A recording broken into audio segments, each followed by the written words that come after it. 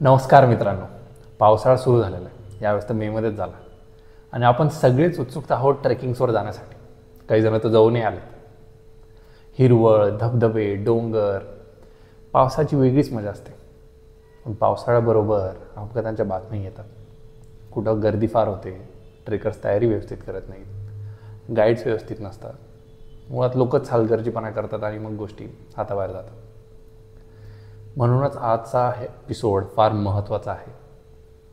Trekking कशी करावी, ट्रेकिंगमध्ये कोणत्या गोष्टी टाळाव्यात, ट्रेकिंगची तयारी कशी करावी, या सर्व गोष्टी आज आपण जाणून घेणार आहोत. याच विषयावर बोलण्यासाठी आज आपल्यासोबत आहेत ओंकार ओक. ते अनुभवी ट्रेकर आहेत, महा ॲडव्हेंचर काउन्सिलचे ते डायरेक्टर आहेत, ते रेस्क्यू कॉर्डिनेटरसुद्धा आहेत. पेशाने कॉर्पोरेट लॉयर जरी असले तरी भूगोलाबद्दलचा त्यांचा उत्साह तुम्हाला एपिसोडभर दिसेल. सर्वात आवडणारी ह्या भागाची गोष्ट म्हणजे त्यांचं सह्याद्री गड किल्ल्यांबद्दल असलेलं त्यांचं प्रेम आणि त्यांची तळमळ. तुमचा अजून जास्त वेळ न घेता आपण या भागाला सुरुवात करू. प्रस्तुत आहे आजचा आपला ट्रेकिंग विशेष भाग आरओ स्टुडिओज. मी तर सुरुवात ते इथूनच करणार होतो की मी ते ओवी जे ब्लॉग होता ना, तो मला माहिती तुम्ही कधी लिहिला. मी तो वाचला. मी ऑफिसमध्ये बसलेलो होतो, मी ते वाचला. मला असं वाटलं असा ट्रेकिंगचा आहे तो काहीतरी. ठीक आहे, वाचलो पुढे गेलं. त्यात अशी स्टोरी होती की तुम्ही डोंगरावर गेले, मग तुम्ही वापस आले. म्हटलं लवकर झालं, कसं काय झालं. आणि अचानक ते ओरडत येते ते मागून त्या ताई, असं तो प्लॉट जातो आणि मी म्हटलं अरे काय काय मिस केलं. मग मी परत वाचलं, ते पूर्ण वाचलं आणि थोडा वेळ जरा मला कसं वाटलं. ते एवढं हिट का करतं, कारण ते वाटतच नाही की ते येतंय. करेक्ट. आणि ते जसं तुमचं ते वर्णन होतं की मला दिसायला लागलं होतं का पाऊस पडतोय, असं झोपडे वगैरे वगैरे. तर ते कशावरून इन्स्पायर्ड आहे की असं सुचलं तुम्हाला ते? नाही, ती टोटली फिक्शनल स्टोरी आहे. म्हणजे आत्ता मी तशीच एक 4-5 दिवसांपूर्वी ट्रॅव्हल बडीज नावाची स्टोरी लिहिली. तर ती पण फिक्शनलच आहे. त्यातले म्हणजे काय म्हणतात त्याला, ठिकाणं खरी आहेत, पण कॅरेक्टर्स किंवा स्टोरी लाईन आपण ज्याला म्हणतो ती पूर्णपणे फिक्शनल आहेत. काय गंमत आहे सांगू का तुला. बेसिकली आपल्याकडे म्हणजे ट्रेकिंग हा प्रकार जितका आनंददायक आहे किंवा ट्रेकिंग हा प्रकार जितका काय म्हणतात एक वेगळं तुमची पर्सनॅलिटी डेव्हलप करणार आहे किंवा तुम्हाला एक स्वतःमध्ये बदल घडवणारा आहे, स्वतःला शोधणारा आहे, तसंच काही जणांसाठी तो गूढ आहे, काही जणांसाठी तो गूढरम्य आहे. आणि त्याच्या मी भयावह म्हणत नाही, गूढ आहे. सो कुठेतरी त्याला ते वळण द्यायचं किंवा कुठेतरी फिक्शनल त्याला थोडंसं रूप द्यायचं म्हणून मी ती एक स्टोरी लिहिली जी संपूर्णपणे काल्पनिक आहे. आणि आत्ता जी ट्रॅव्हल बडीज जी स्टोरी लिहिली ती तशीच आहे. तर ती अजून मी अपलोड केली नाहीये त्याच्यावर, पण फेसबुकला ती आहे. So it is inspired, not inspired by true events. हा, बरोबर आहे. आणि तुमचं ट्रेकिंग तुम्ही कधीपासून करताय तसं? सो माझे वडील गिर्यारोहक होते, म्हणजे ते आता रिटायर झालेत. पण मुंबईचा गिरिविहार नावाची जो क्लब आहे किंवा जी संस्था आहे, जी महाराष्ट्रातली वन ऑफ द पायोनियर संस्था म्हणता येईल. 1950-60च्या दशकामध्ये ती स्थापन झाली. तर वडील त्यांच्याबरोबर, ते मुंबईला ज्यावेळेला जॉबच्या निमित्ताने राहत होते त्यावेळेला ते तिथे त्यांच्याबरोबर जायचे आणि मग त्यांनी ती आवड इन्कल्केट केली. तर जेव्हापासून आपण ट्रेकिंग करतोय हे कळतंय ते साधारणपणे सन 2000 पासून, म्हणजे आता 25 वर्ष झाली त्याला. सो सुरुवातीचे मग काही जे किल्ले असतील ते मग कधी घरच्यांबरोबर, कधी एखाद्या ट्रेकिंग क्लब बरोबर. पुण्यामध्ये गिरिदर्शन ट्रेकिंग क्लब, ट्रेकडी आणि एक्सप्लोरर्स या 3 संस्था आहेत की ज्यांचं बोट धरून मी सुरुवातीचे काही ट्रेक केले आणि नंतर मग इंडिव्हिज्युअली करायला सुरुवात केली. तर ती आवड जी लागली ती 2005-6 नंतर लागली, कारण सन 2000 जे आहे ते अगदीच न कळत वय होतं. पण म्हणजे किल्ले बघितलेले होते. अशा अर्थाने सुरुवात कधी केलीस विचारशील तर तेव्हापासून झाली. आणि तुम्हाला कोणत्या गोष्टीने ओढल्या त्याच्याकडे? मला बेसिकली काय गंमत आहे माहितीये का तुला, की जसं मी म्हणलं ते तो आनंद आहे, तो निखळ आनंद आहे. आणि बेसिकली काय, या खेळाला किंवा या ऍक्टिव्हिटीला प्रेक्षक नाहीयेत. You are the audience. Okay, तूच जे काय आहेस ते बघतोयस, तू जे काय ते अनुभवणार आहेस किंवा तुला जे काही आहे तो चांगला वाईट अनुभव येणार आहे. ते तुम्हालाच येते. हो हो हो हो, तुला दुसरं तिथे कोणी, there is no one to it. अनुभव आलेला आहे तो सेम दुसऱ्याला येणं खूप अवघड आहे. अजिबात नाही. मेन म्हणजे त्या जागी जाऊन सुद्धा तो अनुभव परत मला तसाच येईल याची पण गॅरंटी नसते. आणि अर्थातच छत्रपती शिवाजी महाराज हे सगळ्यात मोठं इन्स्पिरेशन, की इतकं मोठं सह्याद्रीचं वैभव आपल्याला लाभलेलं आहे. तर हे एक्सप्लोअर नाही केलं तर हा आपला जन्म व्यर्थ आहे. खरं सांगायचं झालं तर ते डोळसपणे बघितलं गेलं पाहिजे, ही एक ओढ होती आणि सुदैवाने घरच्यांनी पाठिंबा दिला आणि मग सुरुवात झाली. बरोबर. ट्रेकिंग मधली सर्वात लांब ट्रेक कोणती गेली तुम्ही आतापर्यंत? सगळ्यात वेळेवाली, खूप जास्त वेळ असणारी. भरपूर झालेत तसे, म्हणजे 3-4 दिवसांच्या पण मोहिमा झालेल्या आहेत, गाठवाटा काही झालेल्या आहेत, लांबचे काही किल्ले बघितलेले आहेत. तर त्याच्यामुळे तशा बऱ्यापैकी झाल्यात. म्हणजे आत्ता सह्याद्रीतलं म्हणशील तर 3 ते 4 दिवसांच्या मोहिमाही झालेल्या आहेत. 3 ते 4 दिवसांच्या म्हणजे तुम्ही जंगलातच म्हणजे तिथे झोपणार वगैरे असं? हो हो हो. म्हणजे समजा आता आपण एक एरिया निवडला, समजा सातारा जिल्ह्यातले किल्ले आपण बघितले तर प्रतापगड, मकरंदगड, मंगळगड, चंद्रगड वगैरे असेल, किंवा कोल्हापूर मधले असतील बुदरगड, सामानगड, वल्लभगड वगैरे वगैरे, किंवा काही घाटवाट आहेत. म्हणजे आम्ही प्रतापगडवरनं खाली दाभोळटोक घाटाने उतरलो, तिथनं दऱ्याच्या दंडाने वर आलो, किंवा जोर नावाचं जे गाव आहे तिथे ह्याच्या इथे महाबळेश्वरच्या इथे, मग गणपती घाटाने वर यायचं आणि दुसऱ्या एखाद्या वाटेने खाली उतरायचं. अशा पद्धतीचे 2-3 दिवसाचा ट्रेक केले. हे सह्याद्रीतलं सांगतोय. आणि लेटेस्ट मी आता माझा हिमालयातलाच पहिला ट्रेक केला जो 5 दिवसांचा होता. सो तो पहिलाच एक्सपिरियन्स होता. त्याच्यात काही मी काय फार भारी केलं नाही, पण तो माझ्यासाठी फार युनिक एक्सपिरियन्स होता, कारण मीच हिमालय पहिल्यांदा बघितलं. तुम्ही एकटे गेले होते तिथे? नाही नाही, म्हणजे हा संस्था होती. हा, टीम सोबत. बरोबर. मला ना विषय सध्या असा झालाय, मी हे बोलून घेतो कारण यांनी कम्फर्टेबल फील होतं. मला बरेच प्रश्न थोड्या वेळाने विचारायचे होते, म्हणजे कसं आपण कम्फर्टेबल झालेला असतो वगैरे वगैरे. तुम्ही शक्यतो कोणत्या ट्रेक्स बद्दल लिहिलंय? मी हे सांगतो मी काय करायचा प्रयत्न करतोय, कारण त्यांनी मला कम्फर्टेबल फील असं वाटतं मला. सुरुवातीला काय होतं, आपण कन्व्हर्सेशन मध्ये थोडा वेळ लागतो आपल्याला एकमेकांना कनेक्ट व्हायला वगैरे, तर तेव्हा थोडे सिंपल गोष्टी, सिंपल बोलायला कम्फर्टेबल करता एकमेकांना, असंच काहीतरी करायचा प्रयत्न आहे माझा. तुम्ही कसं ठरवता की कोणत्या ट्रेक बद्दल तुम्ही ब्लॉग्सवर लिहायचं किंवा नाही लिहायचं? काय असतं त्याला 2-3 फॅक्टर्स आहेत माझ्या मते. हे माझं ओपिनियन आहे की हे कशाबद्दल तुला लिहावं असं वाटतं.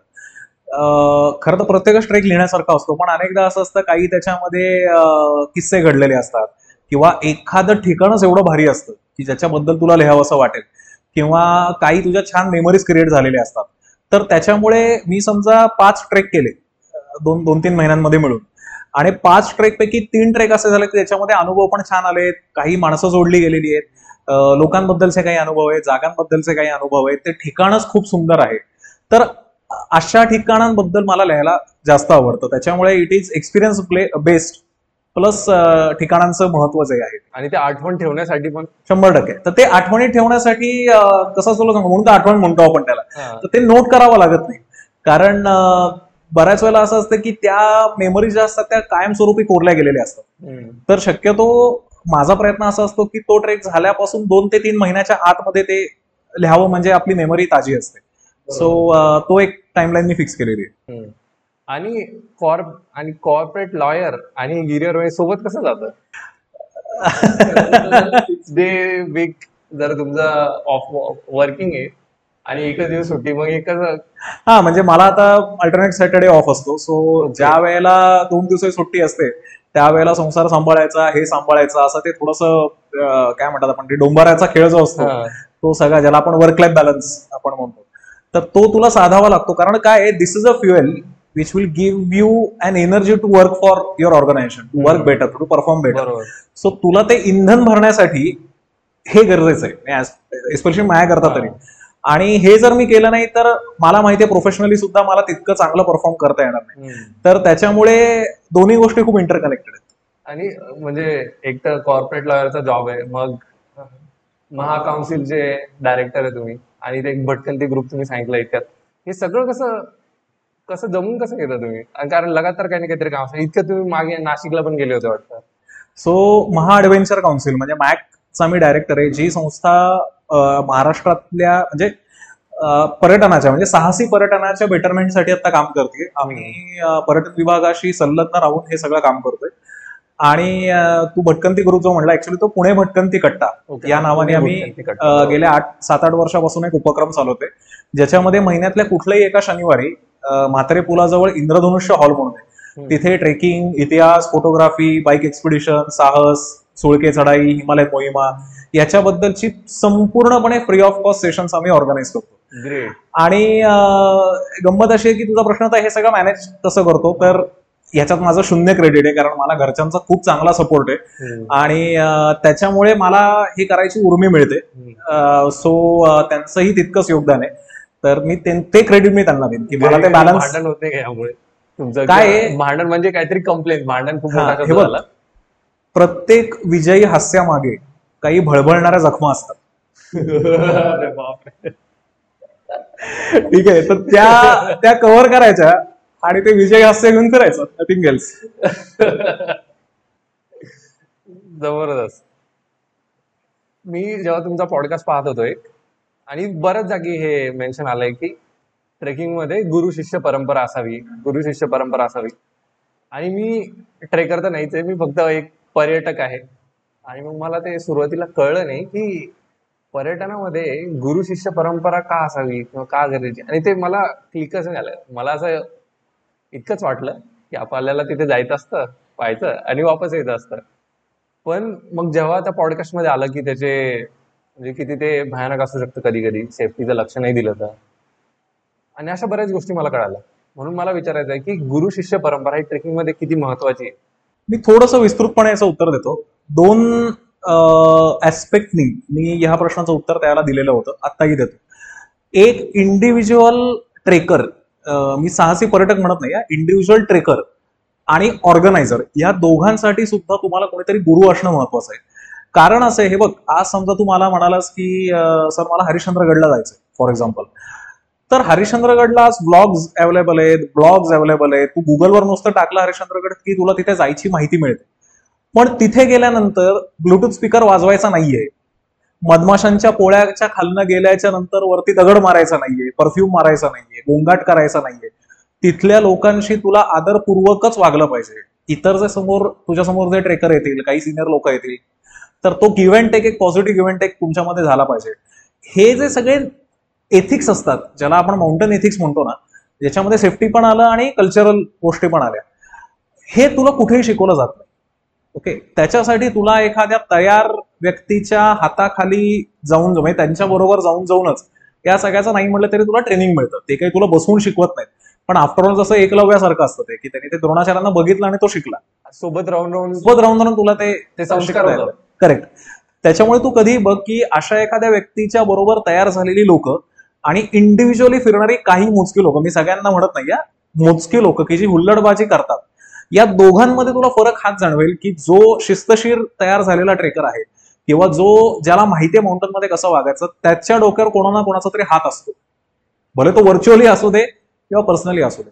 आणि हुल्लडबाज पर्यटक जो असतो, त्या हुल्लडबाज पर्यटकाला फक्त तिथे जाऊन यायचं असतं आणि तो दिवस त्याला एन्जॉय करायचा असतो. बरोबर आहे, जे मी सांगितलं. ही गुरु शिष्य परंपरा इथे बायफर्गेट होते. हे झालं ट्रेकर्स बद्दल, म्हणजे इंडिव्हिज्युअल ट्रेकर बद्दल. ऑर्गनायझर साठी गुरु शिष्य परंपरा ह्याच्यासाठी महत्वाची आहे कारण as a organizer you are charging something from the opposite party to deliver the services. Okay, and representing yourself as a expert. तुम्ही स्वतःला प्रूव्ह करताय तिथे की मला ह्यातलं कळतं म्हणून मी ऑर्गनाईज करतोय आणि त्याचेच पैसे मी तुमच्याकडनं घेतोय. आता मला एक साधी गोष्ट सांग, तू इंजिनियर आहेस, मी तुझ्याच क्षेत्रातलं एक उदाहरण तुला येतो. तू उद्यापासून या घराच्या बाहेर एक बोर्ड लावलास की इथे इंजिनिअरिंगचे क्लासेस मी चालू केले. ठीक आहे, तुझं शिक्षण भले इंजिनिअरिंग मध्ये झालेलं आहे पण ते शिकवता येत नाहीये तुला. ठीक आहे, ते डिलिव्हर करणं ही वेगळी गोष्ट आहे.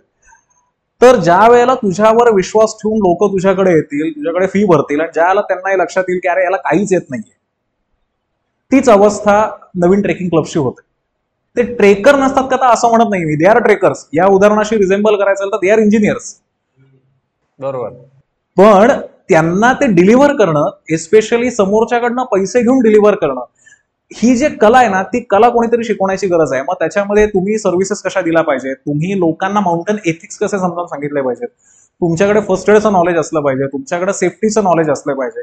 ह्या गोष्टी माहितीच नसल्यामुळे फक्त कमर्शियल अँगलनी या क्षेत्राकडे बघितलं जातं आणि मग त्याचा कुठेतरी, ज्याला आपण अगदी स्पष्ट भाषेत बाजार होणं म्हणतो, क्विक मनीसाठी फक्त, तर ते फील्ड स्पॉइल व्हायला लागतं आणि लॉंग लास्टिंग त्याचा इम्पॅक्ट राहत नाही. अल्टिमेटली निसर्ग सफर होतो, गड किल्ले सफर होतात आणि तुमच्यावर येणारे पार्टिसिपंट सफर होतात. त्याच्यामुळे before jumping in to this field either individual trekker म्हणून जा किंवा ऑर्गनायझर म्हणून जा, तुम्हाला कोणाच्या तरी हाताखाली तयार होण्याची गरज आहे. सो ती गुरु शिष्य परंपरा तिथे मॅटर करते.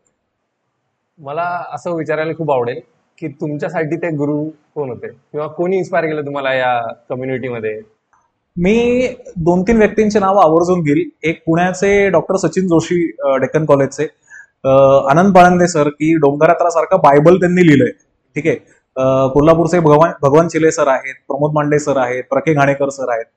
तर अनेक लोक अशी आहेत की आता ही जी बाकीची नावं मी सांगितली, म्हणजे घाणेकर सर असतील किंवा चिले सर असतील, पाळंदे सर असतील, यांच्या बरोबर मला पर्सनली कधी जायला जमलं नाही, पण त्यांनी पिढ्याच्या पिढ्या घडवल्या. म्हणजे या क्षेत्रातली जी दिग्गज लोक आहेत आमच्या, की जी माझ्या थोडीशी 2 जनरेशन मागची आहेत किंवा तू मे बी सिमिलर जनरेशनची म्हणशील, ती ह्या सगळ्यांकडे बघूनच तयार झालेली आहेत. ओके, काही जण त्यांच्याबरोबरही जाऊन तयार झाली आहेत, पण अनेक जण असे आहेत की त्यांचा सहवास लाभला नाही. पण सचिन जोशींबरोबर मी अनेक ठिकाणी फिरलो, अनेक किल्ले बघितले, त्याच्यामुळे किल्ले कसे बघायचे ही दृष्टी मला सचिनने दिली. आणि आनंद बाळंदे आणि बाकीच्या दिग्गजांबद्दल काय बोलणार, सो ते लिजंड आहेत या फील्डमधले. थोडस किल्ले कसे बघायचे यावर बोलू शकता का तुम्ही? एक अगदी, कारण हा विषय विस्तृत आहे म्हणून मी विस्तृत का विचारतोय, कारण खरंच असं खूपदा होतं की लोक किल्ल्यांवर जातात, नेमकं बघायचे कसे हे खरंच मिस करतात बऱ्याचदा सगळं. मी जसं म्हटलं तसं की हा एक पूर्ण पॉडकास्ट होईल इतका मोठा विषय, पण मी थोडक्यात तुला सांगतो काय. प्रत्येक किल्ल्याचे काही भाग असतात किंवा त्याच्या रचनांचे काही प्रकार असतात. महाराष्ट्रामध्ये गिरिदुर्ग म्हणजे डोंगरी किल्ले, स्थलदुर्ग म्हणजे जमिनीवरचे किल्ले, आणि जलदुर्ग म्हणजे पाण्यातले किल्ले, असे 3 प्रकार पडतात ढोबळमानाने. आता हे किल्ले बघायचे जर तुम्हाला असतील तर बेसिकली त्या किल्ल्यांचं भौगोलिक महत्व, त्या किल्ल्यांचं ऐतिहासिक महत्व आणि त्या किल्ल्यांचं सामरिक महत्व म्हणजे स्ट्रॅटेजिक इम्पॉर्टन्स हा तुम्हाला माहिती असणं गरजेचं आहे. तो माहिती असणं गरजेचं आहे, म्हणजे तो कुठून तुम्हाला मिळू शकतो, तर पुस्तकं वाचून. मग जसं मी आता या सगळ्या लेखकांची नावं सांगितली, या लेखकांची पुस्तकं वाचून तुम्हाला त्या किल्ल्याबद्दल बेसिक माहिती मिळते. उदाहरण तुम्हाला सांगायचं झालं की प्रतापगड सारखा किल्ला आहे की तू त्याच्या माथ्यावर उभा राहिलास की 360 डिग्री अमेझिंग व्ह्यू आहे, म्हणजे इतका लांबवरचा प्रदेश तुझ्या नजरेत येतो की तुला त्यावेळेला कळतं की प्रतापगडच का बांधला, त्याच जागेवर का बांधला. त्या आजूबाजूला अनेक डोंगर आहेत पण तिथे का नाही बांधला, तिथेच का बांधला. त्यात हे तुला जसं असं तू ग्रूम होत जाशील, जसं असं पुस्तकं वाचशील किंवा अनेक अशा गुरुतुल्य लोकांच्या संपर्कात तू येत जाशील, तसं असं तुला ते उलगडतं. मग किल्ल्याच्या तटबंदीचे प्रकार किती आहे, किंवा दरवाज्यांचे प्रकार किती, किंवा बुरुज नक्की त्या ठिकाणी का मानले जातात, ठीक आहे, किंवा जंग्या म्हणजे काय, फांजी म्हणजे काय, रेवणी म्हणजे काय, किंवा खंदक म्हणजे काय, माची म्हणजे काय, बालेकिल्ला म्हणजे काय, हे जे सगळे प्रकार आहेत ना, हे तुला अशी पुस्तकं वाचून आणि प्रत्यक्ष किल्ल्यांना भेटी देऊन तू उलगडले जातात ऍक्च्युली. आणि हे खूपच वास्ट आहे, खूप वास्ट आहे अगदीच. आणि मग यांनी तुम्हाला इतिहासाबद्दल कळत असेल, मग काही काही जे घटना झाल्यात इतिहासामध्ये त्यांच्यासोबत या गोष्टींचं रिलेशनही होत असतं. 100% होतं. कारण किल्ल्यांवर एस्पेशली ज्या घटना घडल्यात ना, सह्याद्री हा म्हणजे मराठी स्वराज्याचे, हिंदवी स्वराज्याचे आपलं आहे ना, त्याचा कणा आहे. शिवाजी महाराजांची जी युद्ध आपल्याकडे झाली, गनिमी कावा ज्याला आपण म्हणतो, की सह्याद्रीच्या सहाय्याने शिवाजी महाराजांनी शत्रूंना पराभूत केलेले. म्हणजे जसं मी तुला अफजल खान वधाचं उदाहरण दिलं की वाईपासून म्हणजे एका सपाट प्रदेशापासून डोंगरामध्ये खेचून आणणं, इट्स नॉट अ जोक. त्या माणसाला जो वाईचा सुभेदार होता त्या काळामध्ये, पण तिथं ती युद्धनीती म्हणजे rather that was a mind game पहिल्यांदा, म्हणून त्याला मंत्रयुद्ध म्हटलं गेलेलं आहे. तो झाल्याच्या नंतर अफजल खानाला तिथे बोलवून घेणं आणि त्याला आपल्या ज्याला आपण म्हणतो टप्प्यात आणलं गेलं, आपल्या एरियामध्ये. आणि कारण काय ना, की तुला माहितीये की हे आपलं बलस्थान आहे आणि इथे आपल्याला शत्रूला हरवता येणं अगदी सहज शक्य आहे. भले तो अफजल खानासारखा बलाढ्य शत्रू असू दे, पण झालं ना, आज तो इतिहास सुवर्णाक्षरांनी लिहिला गेलेला आहे. तर आज जेव्हा तू प्रतापगडला जाशील, आज जेव्हा तू तो सगळा एरिया बघशील, त्यावेळेला तुला हे कळेल की शिवाजी महाराजांनी एक बलस्थान म्हणून प्रतापगडाचा वापर कसा केला आणि अफजल खान त्या ट्रॅपमध्ये कसा फसत गेला. बरोबर. सो हे तुला मेंटरशिप मधनं म्हणजे अशा लोकांच्या किंवा अभ्यास सहली अनेक संस्था काढत असतात की जे काही एक्सपर्ट्सना घेऊन जातात आणि ते एक्सपर्ट किल्ले दाखवतात. बरोबर. तर अशांच्या बरोबर जाऊन जाऊन तुला ते कळतं आणि मग नंतर एकदा तुला ती दृष्टी प्राप्त झाली की तू इंडिव्हिज्युअली बघायला मोकळा होतोस. मग ते कळायला लागतं की त्यावेळेस ते झालं, मग या गोष्टीचा कसा वापर ना, गुरु शिष्य परंपरा ती इथे पाहिजे. बरोबर आहे, बरोबर आहे, अगदी बरोबर आहे. मला सर्वात लांब ट्रेक बद्दल जे मी विचारलं की 3-3, 4-4, 5-5 दिवसाचे ट्रेक्स असतात, कुठेतरी असं वाटतं का की जास्त होतंय, लांब होतंय, काहीतरी डाऊनफॉल्स येतात, मन कसं तरी वाटतं, चालायची इच्छा नाही होत. म्हणजे बऱ्याच वेळेला असं होतं की कशाला मरायला आलो. अगदीच होऊ शकतं. म्हणजे त्यासाठी तू 5 दिवसाचा ट्रेक केला पाहिजे असं नाही. माणिकगड सारखा किल्ला जो पनवेलच्या जवळ आहे तो वन डे ट्रेक आहे, पण तो तुझा इतका जीव घेतो की माणिकगड हे नाव तू जे लोक सह्याद्रीमध्ये फिरतात त्यातल्या सगळ्यांना माहिती की किती तो किल्ला तुम्हाला म्हणजे लिटरल तुमचे तो हाडं मोडतो, इतकं त्याला फिरून जायला लागतं. किंवा चंदेरी सारखा किल्ला आहे, अलंग मधून कुलंग आहेत, की ज्याच्यासाठी यू नॉट नेसेसरी तुला 5-6 दिवसाचे ट्रेक करायला लागतील. पण या एक एक 2-2 दिवसाच्या ट्रेकमध्ये पण तुला होऊ शकतं की यार कुठून तडमडायला हवं. पण तुला माहितीये का ते टॉपवर जाऊन तुला जे समाधान आहे ना, तो तुला सगळा तो पसारा दिसतो. किंवा एक तुझं लिस्टमध्ये विशलिस्ट तुझी कंप्लीट झालेली असते की अरे हा मला आज इथं येऊन हे सगळं हे बघायचं होतं, मला हा डोळसपणे बघायचा होता, मला इथं येऊन हा समोरचा किल्ला ह्याच्यावरनं कसा दिसतोय हे दृश्य मी कुठेतरी बघितलं होतं, हे आज मी इथं येऊन बघतो. ते लक्षात ठेवून तुला ते इन्स्पिरेशन मिळतं आणि मग तू ती चढाई करतोस. पण हे होणं अगदीच साहजिक आहे की अरे कशाला आलो, यापेक्षा घरी बसलो असतो. हे सवयीने नंतर कमी होत जातं, पण गंमत आहे त्याच्यामध्ये. आणि हे जेव्हा साहजिक होतं तेव्हा मग तुम्ही कशाला त्या टॉपच्या व्ह्यूनी स्वतःला प्रोत्साहित करत राहता? आपण काय माहितीये का की तुला हे बघ 2 फॅक्टर आहेत. ज्या वेळेला तुला ते माहितीये की तुला वरती जाऊन काय मिळणार आहे त्याची पण ओढ आहे, आणि दुसरं क्युरिओसिटी ऑफ अननोन आहे की अरे ठीक आहे मी इथे दमलोय, पण अजून समजा 1 तासभराचा चढाई करून गेलो तर काय होईल, काय बघायला मिळेल, काय नवीन असेल. सो त्या क्युरिओसिटी ऑफ अननोन मुळे सुद्धा तुला ते एक प्रकारचं इन्स्पिरेशन मिळतं आणि तू स्वतःला पुश करतोस. सो ती एक म्हणजे काय म्हणतात तो एक तुझा ड्रायव्हिंग फोर्स असतो तिथे वरती जाण्यासाठी. मला याच्यावरून एक आठवलं, जसं गेम्स खेळताना, फुटबॉल वगैरे खेळताना, क्रिकेट खेळताना कधीतरी आपण मॅच हारतो वगैरे, असं कधी झालंय की तुम्ही परतलेत सर्वात वर न जाता, टोकावर न जाता? असं कधी झालं का इतक्या सगळ्या ट्रेक्स मध्ये? हा, रिपीट करू. मी परत एकदा रिपीट करतो. युजली जसं तुम्ही म्हटले ना की एका प्रकारे हा एक खेळ आहे, किंवा त्याला ज्याला ऑडियन्स तुम्हीच असतात फक्त, कधीतरी you lose in a game. तसं इथे तुमच्यासोबत असं कधी झालंय का की तुम्ही ठरवलं या पॉइंटवर जायचं, पण वेगवेगळ्या गोष्टींमुळे किंवा पाऊस खूप जास्त आला, काय तुम्हाला परतावं लागलं? झालेलं आहे. म्हणजे काही नॅचरल गोष्टी ज्या असतात ना तर त्या तुझ्या हातामध्ये नसतात काही गोष्टी. सो काही नैसर्गिक कारणांमुळे कधी कधी असं वाटतं आपण खूपच दमलेलो आहे आणि त्याच्यामुळे आता नको जायला. म्हणजे त्याच्यामध्ये आपण अनेकदा स्वतःही जबाबदार असतो, आणि बऱ्याच वेळेला असं असतं की रस्ता चुकतो, त्याच्यामुळे आपल्याला वरती जायचा तो उत्साहच अनेकदा उरत नाही रस्ता चुकल्यामुळे, कारण वेळ खूप गेलेला असतो, त्याच्यामध्ये एनर्जी खूप वेस्ट झालेली असते.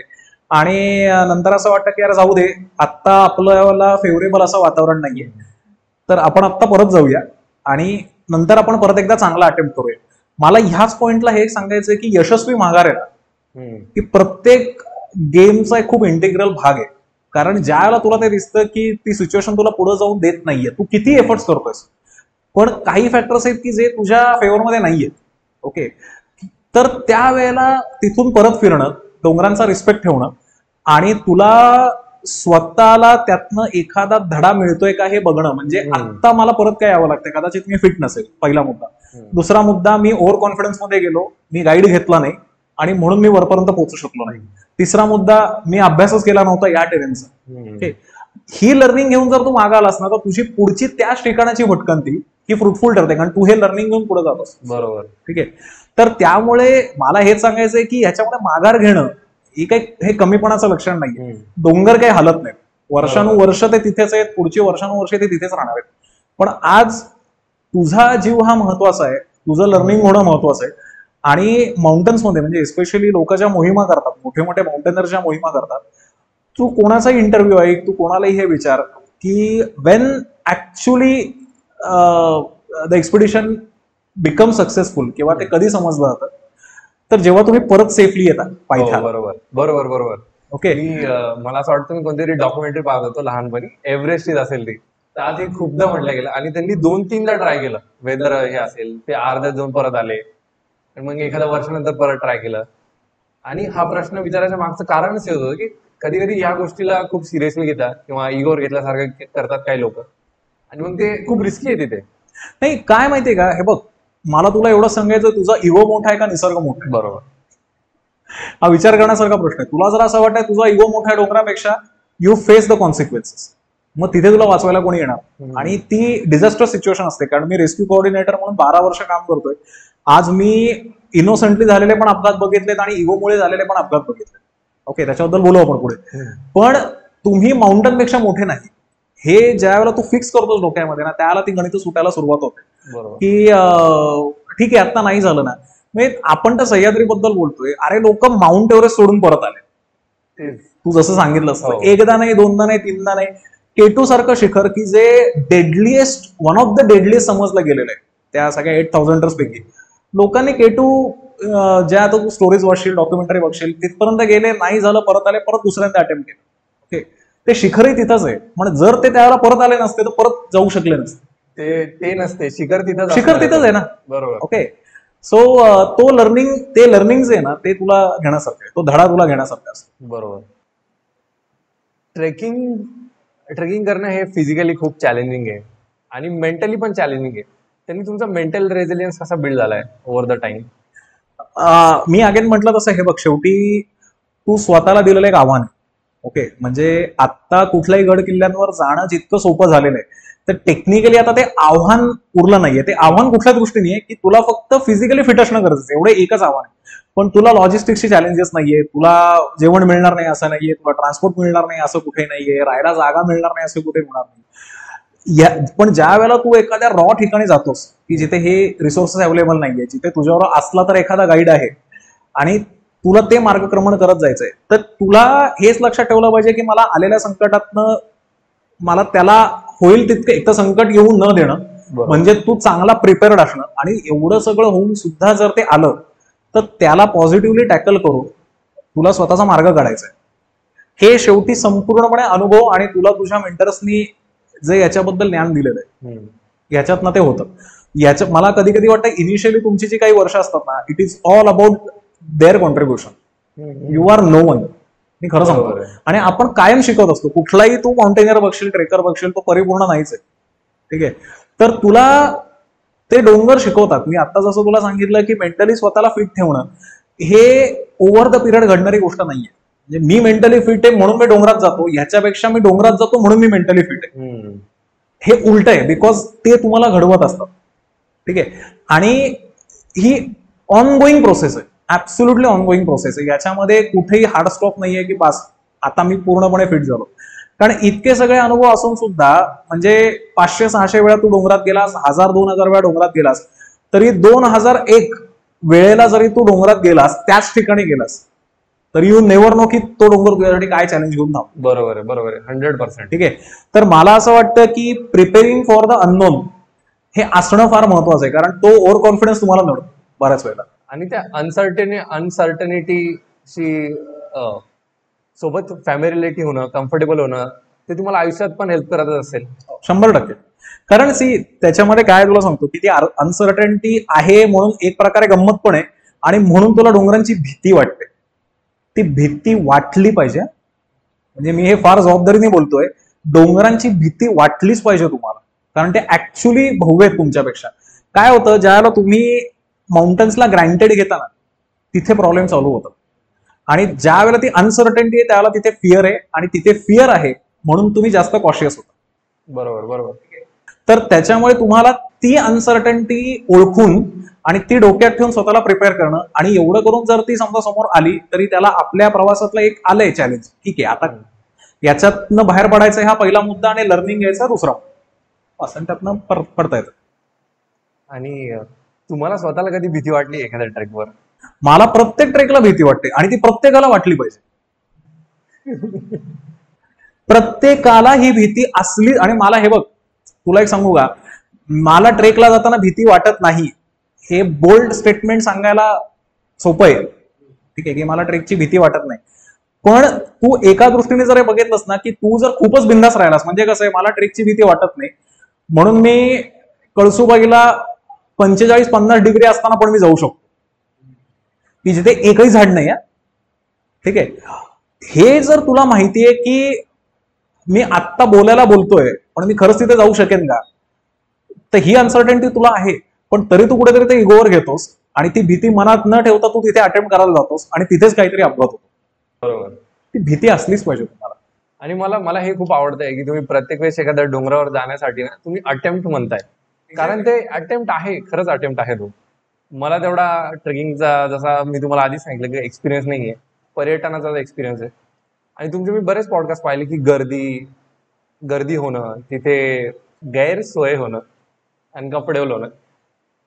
तर मी एकदा हरिश्चंद्रगडवर गेलो होतो. आम्ही तिथे गेलो. चढताना आम्हाला काही अडचण नव्हती, फार गर्दी नव्हती. उतरताना जॅम कसा लागतो ट्रॅफिकमध्ये, तसा जॅम लागलेला होता. मग खाली आलो आम्ही. आम्ही जेवण केलं. एका जागी छान नाही वाटलं, मग आम्ही दुसऱ्या जागी गेलो. आम्ही तिथे दोन्ही जागी जेवलो आणि आम्ही घरी आलो. हे मी तेव्हाच विसरलो. मी तुमचा पॉडकास्ट पाहिला आणि त्यामध्ये तुम्ही जशा प्रकारे सांगितलं ह्या गोष्टी तशा त्या नॅचरल नाहीये, तसं होत नसतं, जॅम व्हायला नाही पाहिजे. आणि तिथे तुमच्या पॉडकास्टमध्ये जे आलं होतं की आपण सिरियसली घ्यायला पाहिजे या गोष्टी, तिथे धुकं जेव्हा आलं होतं, होपफुली आम्ही म्हणजे भाग्यच म्हणा, आम्ही चांगल्या ग्रुप सोबत होतो. त्यांनी आम्हाला पूर्ण वेळ खूप सांगत होते की हे भयानक आहे, तुम्हाला दिसणार नाही. डोंगरावर लिहिलेल्या आहेत वाटा, ते ॲरोज पाहून चाला आणि आमच्यापेक्षा दूर जाऊच नका. आणि काही लोक खरंच नव्हते घेत सिरियसली. पण जेव्हा खरंच आम्हाला दूरचा दिसायला बंद झालं, मग भीती वाटायला लागली होती. आणि मला वाटतं ते लोक बऱ्याचदा सिरियसली घेत नाहीत. मग तुमच्यासारख्या रेस्क्यू टीमला तिथे काम करावं लागतं. तुम्ही रेस्क्यू टीमशी कसे जुडले गेले? मी 2012, मला आठवतंय त्याप्रमाणे, मला एका व्हॉट्सअप ग्रुपवरनं एक कॉल आला की एका ठिकाणी काही लोक अडकून बसलेले आहेत आणि तुम्ही हेल्प करू शकता का. मला आठवतं त्याप्रमाणे चंदेरी किल्ला जो बदलापूरच्या जवळ आहे, त्या चंदेरी किल्ल्यासाठी कॉल होता.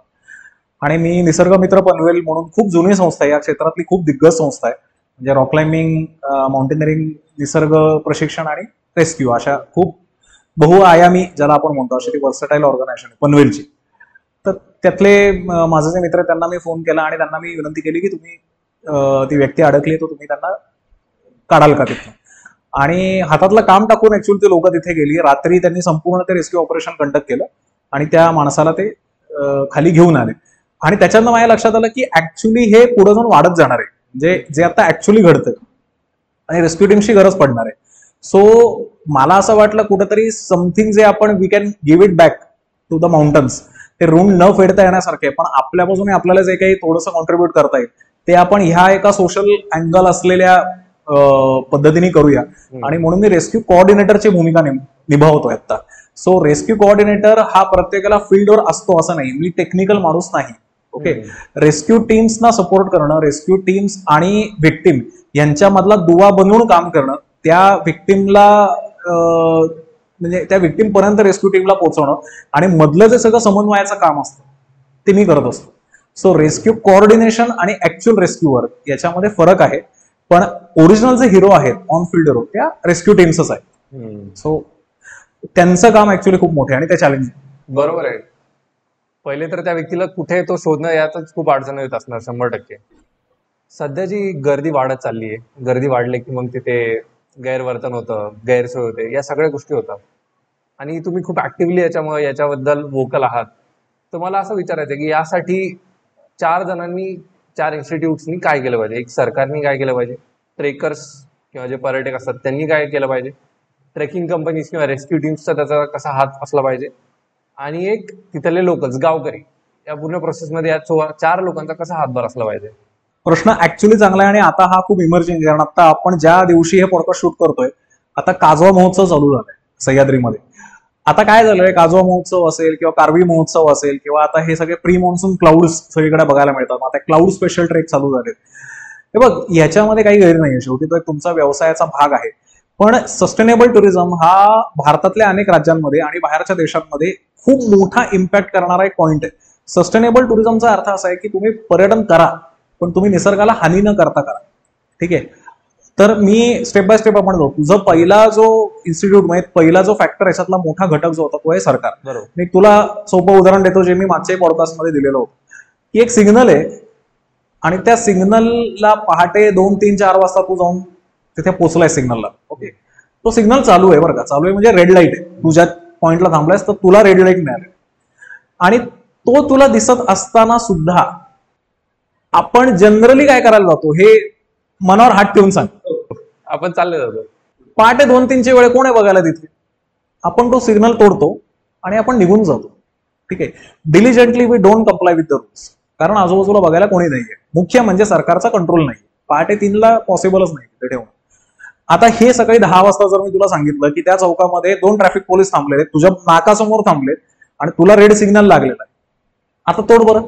नाही तोडलं जाणार. का नाही तोडला जात याचं उत्तर तूच दे. ते पोलीसवाले असल्यामुळे ना. करेक्ट. म्हणजे तुला कुठेतरी कायद्याचा धाक आहे, तुला कुठेतरी रूल्स अँड रेग्युलेशन आहेत आणि रूल्स अँड रेग्युलेशन कंप्लाय करणारी यंत्रणा आहे, म्हणून तुझ्याकडनं रूल्स ब्रेक होत नाहीत. हे सेम तिथे ऍप्लिकेबल आहे. प्रत्येक पर्यटन, म्हणजे आता त्याला पर्यटन स्थळच म्हणावं लागेल दुर्दैवाने किल्ल्यांना, पण प्रत्येक किल्ल्याची, प्रत्येक ठिकाणाची, मग त्याच्यात धबधबे आले, त्याच्यामध्ये डोंगर आले, त्याच्यामध्ये किल्ले आले, त्याच्यामध्ये काय म्हणजे वाटेल ती ठिकाणे, पठारं आली त्याच्यामध्ये, या प्रत्येक ठिकाणाची स्वतःची एक कॅरिंग कपॅसिटी, स्वतःची माणसं सामावून घेण्याची क्षमता आहे. एका वेळेला तिथे किती माणसं बसू शकतील याचं एक गणित असतं. ती कॅरिंग कपॅसिटी ज्यावेळेला ब्रेक व्हायला सुरुवात होते त्यावेळेला गर्दी ओव्हरलोड होते. म्हणजे एक मंदिराच्या गाभाऱ्याचं उदाहरण घे, त्या गाभारा तो फुल झाला दर्शन घेण्यासाठी की बाकी लाईन लागलेली असते. सेम उदाहरण आहे की त्याचा जेवढा एरिया आहे तो एरिया आणि येण्या जाण्याचा एरिया, ह्याची जेव्हा कपॅसिटी फुल व्हायला लागते, ती कपॅसिटी फुल कशामुळे येते, कारण पर्यटकांचे लोंढे वाढलेले असतात. बरोबर आहे. त्यामुळे वरती जॅम होतो आणि मग अपघात घडतात.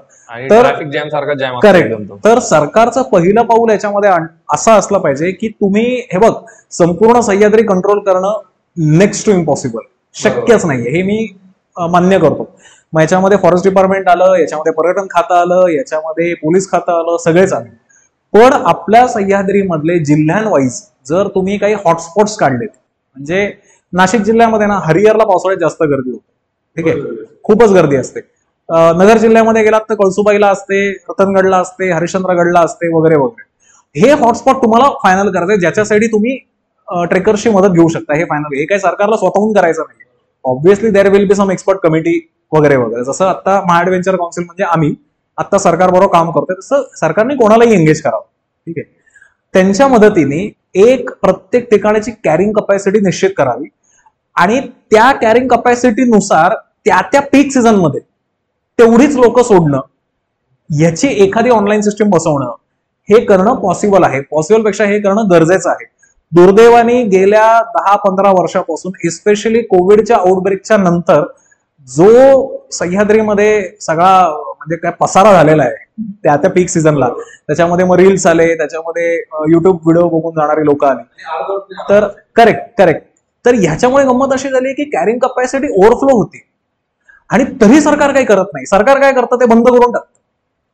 पण मला एक सांगा, तुम्ही ते ठिकाण बंद का करताय? कारण तुमच्याकडे रेग्युलेट करायला मेकॅनिझम नाही. So you instead of regulating it, you are prohibiting it. बरोबर आहे. मग जे खरंच एथिक्सनी जातात तिथे त्यांच्यासाठी मग ते बंद. नियमन, नियंत्रण आणि बंदी याच्यात फरक आहे. बरोबर. तुम्ही नियमन आणि नियंत्रण जर ठेवलं तर तुम्हाला बंदी आणावी लागणार नाही. जे तुला ज्या वेळेला तू फॉरेस्ट, म्हणजे आपण ज्याला सँक्च्युरीज म्हणतो, वाईल्ड लाईफ सँक्च्युरीज असतील किंवा नॅशनल पार्क्स असतील, ते कायद्याने बांधले गेलेले आहेत. वाईल्ड लाईफ कॉन्झर्वेशन ऍक्ट किंवा त्यांचे नियम आहेत. म्हणून तुला असं कधी बघायला मिळणार नाही की एका वाघाला गारडा घालून लोक थांबले. बरोबर आहे. ते पूर्णपणे रेग्युलेट केलं जातं, किती गाड्या जातील किती नाही. तिथल्या गाईड्सना ट्रेनिंग दिलं गेलेलं आहे. तिथे संपूर्णपणे रेग्युलेट. तू मला एक व्हिडिओ दाखव बरं असा की कोणीतरी काहीतरी चिप्स खाल्लेत आणि ते नॅशनल पार्कमध्ये असं खाली फेकून दिलं. नाही कुठंतरी नाहीच आहे ना. तुम्हाला ऑन द स्पॉट शिक्षा आहेत. हे का आहे? कारण तिथे कायदा आहे. हे आपल्याकडे का नाहीये? कारण इच्छाशक्ती नाही. बेसिकली दिसत असून इच्छाशक्ती नाहीये. आणि इच्छाशक्ती का नाहीये? कारण मॅनपॉवर नाही. बरोबर. ओके. किंवा अनेकदा असं असतं, मॅनपॉवर आहे पण इच्छाशक्ती नाही, त्याच्यामुळे हे रेग्युलेट होऊ शकत नाही. आणि दुसरी गोष्ट अल्टिमेटली करेक्ट. आणि दुसरी, मग ह्याच्यावर उपाय काय? बंदच करून टाका ना. तुला त्रास आहे ना मला त्रास आहे. एकदा मी तिथे बंदचा बोर्ड लावला की ना मला ऍज अ सरकार म्हणून माणूस डिप्लॉय करायचा आहे, ना तिथे कोणावर लक्ष ठेवायचं. बरोबर. तुला एक गंमत सांगतो. आता त्या मुळशीमध्ये एकोले व्हॅली म्हणून आता फार फेमस स्पॉट आहे, घनगड तैलबैलाचे. तिथे बुडता लोक वाचले. तिथे एक इन्फिनिटी पूल सारखं आहे. म्हणजे गंमत अशी आहे की जर तू त्या मोठे पॉन्ड आहे, मोठा पॉन्ड, ओके, त्या पॉन्डच्या जर तू एंडला गेला चुकून, तर तो इन्फिनिटी पूलच्या नावाखाली तू इन्फिनिटी मध्येच जाशील. बापरे. कारण खाली 1,500-2,000 फूट खोल दरी आहे. आणि ती दिसत ती नसणार. दिसतच नाही तुला. आणि जर ते पाणी ओव्हरफ्लो, बरं त्याच्यामध्ये लोक 25-25 फुटावर उड्या मारतात. ओके, ह्याचे व्हिडिओज आहेत बरं का, म्हणजे तू कुठेही एकोला व्हॅली सर्च कर. 2 महिन्यांपूर्वी गावकऱ्यांनी पाईप लावून ते अख्खं पाणी उपसून घेतलं आणि तो बंद करून टाकलं. बापरे, कोरडे ते विशेष आहे ते. आणि ते ती कोरडं आहे. ती दरी दिसत असणार मग आता. फिनिश, पाणीच नाहीये. आणि पाईपनी पाणी गावकऱ्यांनी ओढून घेतलंय. हे माझं काय म्हणणं आहे, हे का करावं लागलं? बरोबर आहे. काहीतरी रिझन आहे ना. त्याचं कारण असं की लोकांनी ते इतकं अनरेग्युलेटेड करून ठेवलं, इतका बेशिस्तपणा चालवला की अल्टिमेटली फॉरेस्ट डिपार्टमेंटवर आज प्रेशर आलं, कारण त्यांच्या तो अभयारण्याचा भाग आहे तामिळीचे, त्यांच्यावर प्रेशर यायला लागलं, गावकऱ्यांवर प्रेशर यायला लागलं आणि पोलिसांवर प्रेशर यायला लागलं. त्यापेक्षा बेस्ट काय बंद करून टाका, बंद कारण करून ते रेग्युलेट करणं शक्य नाही. त्यामुळे सरकारची याच्यामधली जी प्रोएक्टिव्ह भूमिका आहे ती गरजेची आहे. पण दुर्दैवाने प्रत्येक पावसाळ्यात आपण ही स्टेप वाजवतो, अरे हरिहरला गर्दी झाली, अरे पण ती मागच्या वर्षी पण झाली, ती 2021 ला पण झाली, 22 ला पण झाली. बरोबर. म्हणजे काय होत नाहीये ना काही तिथे. बरोबर आहे. ह्याचा पुढचा परिणाम काय होतो की हे बघ, गावकऱ्यांना रोजगार मिळतोय, which is a very good thing to have. Okay, पण अनेकदा असं असतं हे गावकऱ्यांच्याही कंट्रोलच्या बाहेर जातं. मग ते त्यांच्यासाठी गैरसोयीच होऊन जातं. अर्थात पूर्णपणे. माझ्या घरामध्ये मी 200 लोकांना सर्व करू शकत असेल, तिथे 800-1000 लोक एकदम येऊन थांबतात आणि त्यांना मला कॅटर करता येत नाही, मला सर्व करता येत नाही. सो सर्व्हिसच्या क्वालिटीमध्ये फरक पडतो. येणारी सगळे लोक काय सेफ नसतात. ते चिखल घातलेल्या चपला बूट घालून बरोबर. किचन पर्यंत जातात, ते गैरवर्तन करतात, ते तुमच्याच घरामध्ये बसून स्मोक करतात, ते तुमच्याच घरच्यांना कुठेतरी त्रास देतात. बरोबर आहे. बरोबर आहे. हा सगळा तिथे प्रॉब्लेम होतो. आणि ह्याचा परत चेन रिएक्शन कुठे येतं? रेस्क्यू टीमवर येतं. का? हा, कारण मग लोक अडकतात, ब्लॉकेजेस होतात, चेंगराचेंगरी होण्याची शक्यता असते. म्हणजे अनेक ठिकाणी तुला असं राजगडला तर आता असे किस्से घडलेले आहेत, मधमाशांच्या पोळ्यांना ठरवून दगड मारलाय. बापरे. आणि मारला ज्यांनी मारला तेच, त्यांना तर म्हणजे त्यांचे हालच झाले. पण जे तिथे इनोसंट लोक फिरत होते ना, की ज्यांना आयडिया पण नव्हती, आज मधमाशा काय ठरवून चावणार नाहीयेत ना. बरोबर आहे. म्हणजे दिसेल ना त्यांना काय पडलंय, कुठला समोर दिसला मधमाशा चावलाय त्यांना. आणि तेव्हा परत लोकांची धावपळ बस. होणार. 80-100 या क्वांटिटी, 150 या क्वांटिटीमध्ये लोकांना मधमाशा चावल्या. आयसीयू हॉस्पिटलमध्ये ऍडमिट करावं लागलंय. काही जण बापरे. त्यातले गंभीर होते, आयसीयू पर्यंत प्रकरणं गेलेली होती. हे का होतं? तर एका हुल्लडबाज पर्यटकामुळे होतं. का सरकारचा हातभार या सगळ्यामध्ये नाहीये? कारण इच्छा नाही. आणि इतक्या जशा प्रकारे टुरिझम वाढत आहे कंटिन्युअसली, कारण लोक पूर्ण वेळ फोन वगैरे वर असतात आणि या जागेची ऍक्सेसिबिलिटी वाढल्यामुळे, इन्फॉर्मेशन वाढल्यामुळे रील पाहिले की लगेच एखाद्या विकेंडला निघतात लोक. ते ठिकाण प्रसिद्ध होण्यामध्ये, ओके, टेक्निकली स्पीकिंग हे आता तुझ्या हातात उरलेलं नाहीये. बरोबर. एकोले व्हॅली ही हजारो वर्षापासून तिथेच आहे. एक कोणीतरी गेला असेल आणि त्यांनी ते टाकलं असेल, इट्स ओके, चल, त्याला ते शेवटी आज त्याचाही तो पोटा पाण्याचा धंदा आहे की जेवढे त्याला व्ह्यूज मिळतील तेवढे पैसे मिळतील वगैरे. पण त्याच्यात काय होतं माहितीये का, अनेक युट्यूबर्स, सगळे मी म्हणत नाहीये, तुम्ही सरसकट जेव्हा ते टाकून देता तर you don't give any disclaimer की अरे इथनं लोक उडी मारतात बघा, या व्हिडिओमध्ये दिसतंय, पण हे तुम्ही करायला जाऊ नका, हे रिस्की आहे. आणि ते इन्फिनिटी पॉन्ड आहे. तुम्हाला आज कुठेतरी व्ह्यूज हवे, तुम्हाला आज कुठेतरी प्रसिद्ध व्हायचंय, म्हणून आज तुम्ही ते सरसकट तुम्ही दाखवता आणि अल्टिमेटली तुम्हाला फॉलो करणारा वर्ग हा तुमच्याकडे बघून तिथे जातो आणि मग अपघात होतो. सो सोशल मीडिया इन्फ्लुएन्सर्सचाही तेवढाच याच्यामध्ये, काही सोशल मीडिया इन्फ्लुएन्सर्सचा सहभाग तितकाच महत्वाचा आहे की त्यांनी थोडासा अवेअरनेस क्रिएट करणं याच्यामध्ये गरजेचं आहे. बरोबर. या थोड्या सिरियस टॉपिकवरून थोड्याशा जरा लेस सिरियस टॉपिकवर येऊ. समजा मी आता जसं मॉन्सून सीझन सुरू होणार आहे आणि खूप लोक ट्रेकवर जाणार आहेत, तर त्यांनी त्यांची बॅग कशी तयार केली पाहिजे? नाही, हे बघ, तुला एक गंमत सांगू का, आता खूपच सोपं झालंय. म्हणजे या प्रश्नाचं उत्तर जर तू मला 10 वर्षापूर्वी हा प्रश्न विचारला असतास तर मी त्याचं फारच तुला सिरियस उत्तर दिलं असतं, हे घेऊन जा, ते घेऊन जा, ते घेऊन जा. पण तरी मी या प्रश्नाच्या अनुषंगाने सांगतो की सगळ्यात पहिला म्हणजे मॉन्सून ट्रेकला तुम्ही जात असाल त्याच्यात परत 2 प्रकार पडतात. आर यू अ बिगिनर और आर यू एक्सपिरियन्स्ड? अजून करू की बिगिनर साठी आहे. आणि मला असं वाटतं तेवढा सिरियस प्रश्न वाटत नसला तरी मी जेव्हा हरिश्चंद्रगडला गेलो होतो ती चूक झाली होती माझ्याकडून. अगदीच, मी म्हणून तुला म्हणलं की जर एक्सपिरियन्स असेल तर त्यांना सांगायचीच गरज नाही की मॉन्सून ट्रेकला काय करावं लागतं. ओके, पण मिड एक्सपिरियन्स आणि अगदी बिगिनर्स यांच्यासाठी माझं पहिलं म्हणणं असं आहे की तुम्ही एखाद्या मॉन्सूनच्या ट्रेकला जाताना सगळ्यात पहिल्यांदा तर एखादा चांगला ट्रेकिंग क्लब पकडा. Okay, there is nothing wrong in it. लोकांना सगळ्यात भीती काय असते माहिती का, किंवा कटकट काय असते, अरे त्यांचं सगळं फॉलो करत बसावं लागेल, त्यांच्याप्रमाणे चालावं लागेल, त्यांच्या इन्स्ट्रक्शन फॉलो करावे लागतील, आपल्याला एन्जॉय नाही करता येणार. पण गंमत अशी, तुला तेवढा अनुभव असेल, गो फॉर युअर सेल्फ. पण नसेल तर पहिले 15, 20, 50 ट्रेक एका उत्तम ट्रेकिंग क्लब बरोबर, तोही कसा असावा याचं एक क्रायटेरिया, की उत्तम म्हणजे नक्की काय.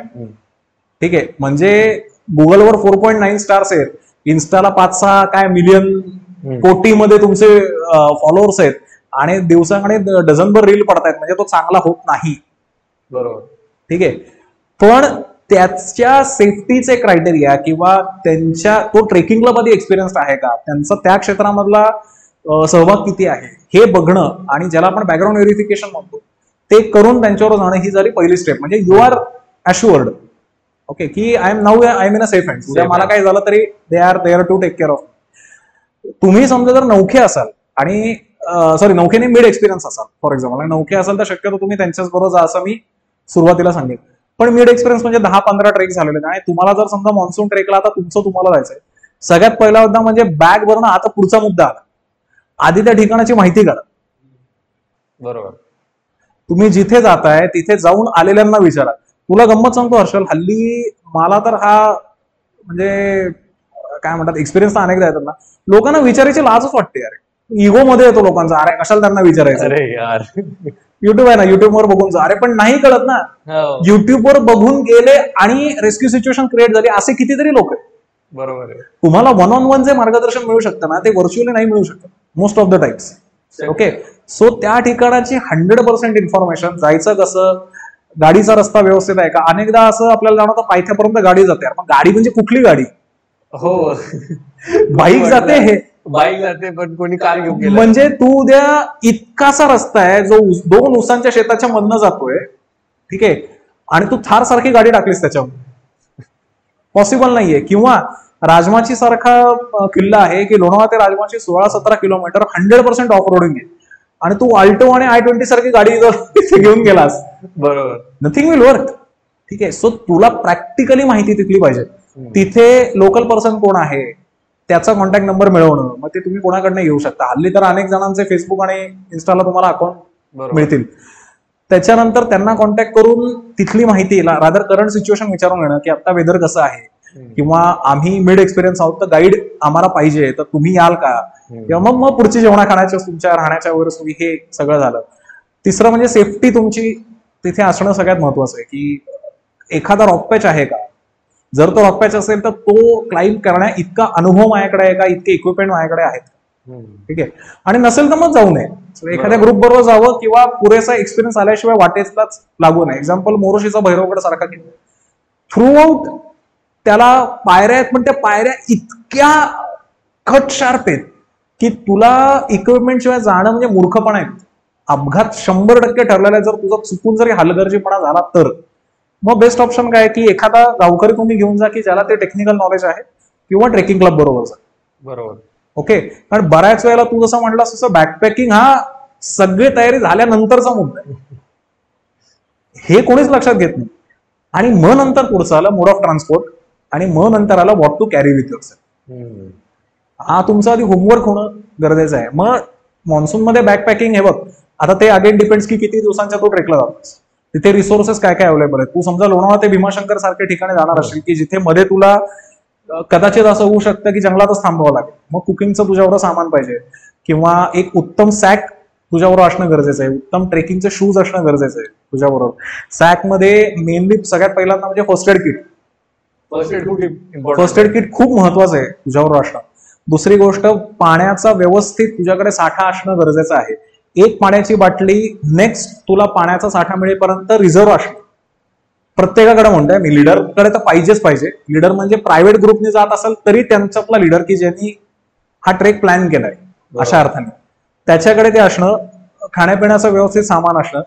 तुम्हाला समजा चुकून जर रोपचं म्हणजे काय म्हणतात त्याला आपण अँकरिंग किंवा बेसिक रॉक क्लाइम्बिंगचं जर काही फंक्शनिंग तुम्हाला माहिती असेल तर एखादा छोटा रोप तुमच्याबरोबर असणं. टॉर्च बरोबर असणं, कारण अनेकदा अंधार पडतो, मोबाईलची बॅटरी संपलेली असते, ठीक आहे, किंवा ती इतकी कमी असते की आपण टॉर्च पण लावू शकत, मोबाईलची फार कमी असते. सो टॉर्च तुमच्या बरोबर असणं गरजेचं आहे. सगळ्यात महत्वाचं म्हणजे हल्ली मी ते सांगायला सुरुवात केली पॉवर बँक्स. म्हणजे एक वेळ मी तर म्हणेन ना की खाण्यापिण्याचं सामान नाही नेलं तरी चालेल. कारण बऱ्याच वेळेला असं झालेलं आहे की हे सगळं बरोबर आहे आणि फोटो किंवा रील काढताना एस्पेशली टाइमलॅप्स काढताना मोबाईलची बॅटरी धडाधड कमी झाली, 60% वरनं 10-12% वरती आली आणि त्याच्यात रस्ता चुकले, त्याच्यात बॅटरी नव्हती म्हणून मोबाईलचा टॉर्च लावला, मोबाईलची बॅटरी संपली, रस्ताही मिळाला आणि मग कोणाला कॉलही करताय फिनिश. काय करू शकता तुम्ही त्याच्यामध्ये? बरोबर आहे. तर पॉवर बँक ती पण 2-4 हजार ते काय एमएचची नाही, ती 20,000 एमएचच्या किंवा 1 ते 2 पॉवर बँक लीडरकडे एक असणं प्लस प्रत्येकाकडे असणं हे गरजेचंच आहे तुमच्याकडे. कारण पूर्वी फोटोग्राफी इतकी होत नव्हती की एका ट्रॅकला 1000-1200 फोटो आणि रील्स वगैरे हे होत नव्हतं, त्याच्यामुळे बॅटऱ्या पुरायच्या. आणि हे सगळ्यांना ऍप्लिकेबल आहे बरं का, हे पर्टिक्युलर ग्रुप नाही, ते तुमच्याकडे असणं गरजेचं आहे. आणि रेन कव्हर सगळ्यात महत्वाचं, monsoon trek rain cover, extra कपडे बिपडे ते वेगळं सांगायची गरज नाही कारण लोक ठेवतातच बरोबर, पण बऱ्याच वेळेला असं होतं ते बॅगेत ठेवतात, वरती रेन कव्हर नसल्यामुळे आडीमाणीची परिस्थिती आल्या तर ते पण भिजलेलं असतं आतमध्ये. सो या गोष्टी असणं गरजेचं. मला असं विचारायचं होतं की ट्रेक्स करताना बरेच अवघड ट्रेक्स, इझी ट्रेक्स बरेच झाले असतील, कधी नियर डेथ एक्सपिरियन्स वगैरे आला का तुम्हाला या ट्रेक्स मध्ये? नाही, सुदैवाने नाही. म्हणजे नियर टू डेथ एक्सपिरियन्स हा मी जसं म्हटलं तसं 2 कारणांमुळे येऊ शकतो. एक तर लॅक ऑफ प्रिपरेशन, किंवा प्रिपरेशन सगळं चांगलं आहे पण ड्यू टू नॅचरल कॅलॅमिटी म्हणजे factors out of your control. सुदैवाने ते माझ्या बाबतीत झालं नाही. म्हणजे नियर टू डेथ एक्सपिरियन्स किंवा आता संपलंच म्हणजे सगळं खलास झालंय असं सुदैवाने आलं नाही. म्हणजे हे काय नशीब बलवत्तर की प्रिपरेशन आहे हा फॅक्टर आहे, पण त्याच्यामध्ये तुम्हाला लक फॅक्टर फार मॅटर करतो माउंटन मध्ये, तो सुदैवाने आहे, त्याच्यामुळे तसा काय भयानक एक्सपिरियन्स नाही. तुम्हाला इथून पुढे माउंटेनिंग सोडून एखादा ऍडव्हेंचर स्पोर्ट ट्राय करायचा आहे का, जो तुम्ही आतापर्यंत ट्राय नाही केलाय, असं काही आहे का? पॅराग्लायडिंग. पॅराग्लायडिंग 100%. म्हणजे ते शिकून करणं ना एकदम. अगदीच. म्हणजे मला तू विशलिस्ट जर म्हणशील ना तर एक माझी डीप सी डायव्हिंगची विशलिस्ट अंदमानला पूर्ण झाली, तर ते पॅराग्लायडिंगचं एक आहे आणि दुसरं जे आपण स्काय जम्पिंग ज्याला म्हणतो, जे जिंदगी ना मिले की दोबारा मध्ये दाखवले, ते अजून एक तिसरं आहे. पण पॅराग्लायडिंग ही त्याचा मी बेस म्हणून थोडंसं त्याच्याकडे बघतोय. आणि ते तुम्ही कुठे करायचं ठरवता, असं काही प्लॅन केलं तुम्ही? पॅराग्लायडिंग मला करायला आवडेल एक तर कामशेत, म्हणजे अगदी नियरेस्ट जर तू म्हणलास तर इथे करायला आवडेल. आणि राफ्टिंगची एक माझी विश पूर्ण झाली आता, सो ते टिकमार्क झाला माझा. आणि डीप सी डाईव्ह स्काय जम्पिंग जर तू म्हणालास तर ते काय आपल्या इंडियामध्ये असेल तर इंडियामध्ये, किंवा कधी फॉरेनला जायची ऑपॉर्च्युनिटी मिळाली. आपण एक शेवटी मी यावेळेस पहिल्यांदा ट्राय करतोय की एक रॅपिड फायर राऊंड करायचा. मी तुम्हाला काही प्रश्न विचारेल, तुम्हाला जे जे पटपट वाटतात ते उत्तर. ठीक आहे. सनराईज की सनसेट, ट्रेकिंगशी रिलेटेड कोणतं पाहायला आवडतं? शपथ, सनसेट. फार फार अवघड होता. आता पावसाळ्यात तुम्ही कोणते 3 ट्रेक रेकमेंड करसाल, जे पण पटकन तुमच्या डोक्यात येतात? अच्छा, पावसाळ्यामध्ये हे बघ, आता मी म्हटलं तसं की जे ट्रेक रेकमेंड करायचे आहेत तिथे गर्दीच इतकी होते की ते रेकमेंड करण्याच्या पलीकडचे, पण तरी पावसाळ्यामध्ये छान ट्रेक कुठलेत इरिस्पेक्टिव्ह ऑफ द गर्दी मी तुम्हाला सांगतो. देवकुंड वॉटरफॉल ऍक्च्युली सुंदर ट्रेक आहे. म्हणजे खरंच जर गर्दी हा फॅक्टर जर सोडला तर तो खरंच एक छान निसर्गाचा चमत्कार तिथे बघायला मिळू शकतो. रतनगड अत्यंत सुंदर ट्रेक आणि फार छान त्याची ब्युटी आहे. आणि मला असं वाटतं तोरणा फारच भारी. पुढचं आहे की तुम्हाला जेवणाबद्दल खूप आवड आहे, असं तुमचे थोडं ब्लॉग्स पाहून मला वाटलं. तुम्ही कुठेतरी म्हटले तुम्ही मिसळमध्ये डॉक्टरेट केली गमतीत. त्यामुळे पुढचा प्रश्न असा आहे की तुम्ही असे कोणते 3 ट्रेक रेकमेंड करताल, किंवा तुमचे आवडते ट्रेक जेवणामुळे ते तुम्हाला आवडतात ते ट्रेक्स? अरे खूप आहेत. म्हणजे मी तुला आता जे म्हणलं ते तोरण्याच्या पायथ्याला, म्हणजे मी तुला स्पॉट सांगतो रादर की कुठले फेवरेट स्पॉट आहेत. अर्थात मी गेलेल्यांपैकी 99.99% स्पॉट्स आर माय, म्हणजे मी पुण्यातनं फक्त जेवायला जाऊ शकतो असे आहेत. तरी 3 सांगतो तुला. एक तोरणाच्या पायथ्याला आमचा मित्र आहे प्रल्हाद पांगारे म्हणून, त्याचं विसावा नावाचं हॉटेल आहे आणि त्याच्या समोरच स्वप्नील नावाचं हॉटेल आहे. तर ही दोन्ही हॉटेल माझी, कधी मी मडेघाटात गेलो, रायलिंग पठारला गेलो, तोरण्याला गेलो तरी ते म्हणजे खतरनाक, म्हणजे फारच, मी नॉनव्हेज प्रेमी असल्यामुळे मला ते खूपच छान आहे. दुसरं तुला सांगायचं झालं तर भोर फाट्याला आता एक नवीन हॉटेल झालंय राजवाडा म्हणून. आमचे रवी भाऊ गाडे त्यांचं हॉटेल आहे. खतरनाक चव, म्हणजे तुम्ही खूपच सुंदर तुम्हाला आहे. आणि हे 2 हॉटेलचे झाले. आणि तिसरं मी तुला सांगेन ना की कुठल्याही तो सह्याद्रीतला रॅन्डम घराचा ती चव आहे ना, ती अनकम्पेरेबल आहे. म्हणजे मी कुठल्याही एका गावकऱ्याला असं म्हणजे काय म्हणतात त्याला टॉप नाही ठरू शकत, कारण माझ्यासाठी सगळे सिक्वल आहे. पण ती घरातली जी आईच्या हातची चव असते ना, ती ऑल टाइम फेवरेट, म्हणजे फारच भारी. नाईस, जबरदस्त. तुमचे आवडते 3 गड कोणते? आवडते 3 गड, त्यातला पहिला आहे साल्हेर, ठीक आहे. दुसरा आहे हरिश्चंद्रगड आणि तिसरा आहे पारगड. तुम्ही थोडं सांगू शकता की का बरं हे 3 गड आवडतात? साल्हेर हा आवडण्याचं कारण तो सह्याद्रीतला सर्वोच्च किल्ला आहे, जो बागलाणामध्ये नाशिक जिल्ह्यामध्ये आहे. आणि अफाट प्रदेश दिसतो साल्हेरवरनं. तुम्ही जर कधी वेदर क्लिअर असताना साल्हेरवर गेलात ना, तो 360 degree panorama you can't forget, म्हणजे ऍब्सोल्युटली अमेझिंग. इतिहास तर खूप मोठा आहे साल्हेरला, पण खतरनाक आहे, म्हणजे जबरदस्त तो किल्ला आहे. Harishchandragad for obvious reasons, Kokankada, sunset, माझे तिथले सगळे स्थानिक मित्र, तारामतीवरून दिसणारा सनराईज, ऑल टुगेदर एक पॅकेज आहे हरिश्चंद्रगड मध्ये. आणि पारगड आहे ना, ज्याला आपण अँबियन्स म्हणतो, तो कोल्हापूर जिल्ह्यामध्ये म्हणजे सह्याद्रीतला सगळ्यात शेवटचा दक्षिणेकडचा किल्ला, डोंगरी किल्ला, म्हणून पारगडचं महत्व आहे. तर त्याला आपण ज्याला म्हणतो ना की बाप वाटतं एखाद्या ठिकाणी जाऊन, तसा पारगड आहे. म्हणजे जो तुला अँबियन्स, मी मगाशी जो शब्द म्हणला की तिथनं वरण दिसणारा तो प्रदेश असू दे, किंवा वरती तुला एक जी कमाल शांतता मिळते. आणि कुठल्याही सीझनला जा, मी मला वाटतं 3 का 4 वेळा गेलेलो आहे तिथे. आणि अगदी तुम्हाला विचारलंस की आत्ता या क्षणी तुम्हाला कुठल्या ट्रेकला जावं असं वाटेल कन्सिडरिंग हे वातावरण बाहेरचं, मी पारगड सांगितलं. नाईस. महाराष्ट्रा बाहेरचा आवडलेला ट्रेक? मांजराबाद फोर्ट, जो आहे मँगलोर आणि बँगलोरच्या मध्ये सकलेशपूर नावाचा गाव. तो टिपू सुलताननी बांधलेला किल्ला आहे. तू जर त्याचा ड्रोन शूट बघशील, तो एक्झॅक्ट चांदणीच्या आकाराचा किल्ला आहे. एक्झॅक्ट चांदणी, म्हणजे कुठेही इकडं तिकडं नाही, म्हणजे ही चांदणी असं मानून घ्या वगैरे असं नाही, एक्झॅक्ट चांदणी. एक्सलंट. तो जंगलाने वेढलेला किल्ला आहे, चढायला अत्यंत सोपा आहे आणि व्हेरी वेल मेंटेन, फारच भारी. म्हणजे मला परत जायची संधी मिळेल तर नक्कीच जाईल. नाईस.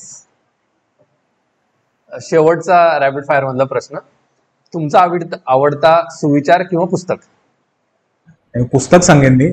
मला म्हणजे ट्रेकिंग रिलेटेड जे नॉलेज गिव्हिंग पुस्तक जर तू म्हणशील तर माझ्यासाठी टॉपमोस्ट आहे आनंद पाळंदे सरांचं डोंगर यात्रा. आणि त्या डोंगर यात्रा मधलाच एक सुविचार मी तुला सांगतो की पाऊल खुणांशिवाय डोंगरांमध्ये काही ठेवू नका आणि आठवणींशिवाय डोंगरातनं काही घेऊन येऊ नका. ग्रेट. सो फारच आवडत आहे. आपण एंडकडेच येतो आता सध्या. आता तुम्ही इतक्या खूप ट्रेक्स केलेत, ब्लॉग्स लिहिलेत, सगळ्यासाठी आर्टिकल्स लिहिलेत, आणि सध्या तुम्ही कॉर्पोरेट लॉयर पण आहात. तर मग आता पुढे काय प्लॅन करताय तुम्ही? पुढे काय एक्साइटिंग आहे त्याच्याकडे तुम्ही पाहताय? मला खरं सांगायचं ना तर मला सगळ्यात पहिलं इंटेन्शन जे मी आतापर्यंत बघितलं नाहीये, एखादा टक्का मी सह्याद्री फिरलो असेल आतापर्यंत फक्त. तो उरलेला सह्याद्री जे माझ्या विशलिस्ट मध्ये आहे ते मला कम्प्लीट करायचंय. आमचं बाळ आता 2 वर्षाचं आहे जस्ट, आणि तिला मी आता सोप्या ठिकाणी माउंटन्स मध्ये घेऊन जायला सुरुवात केली.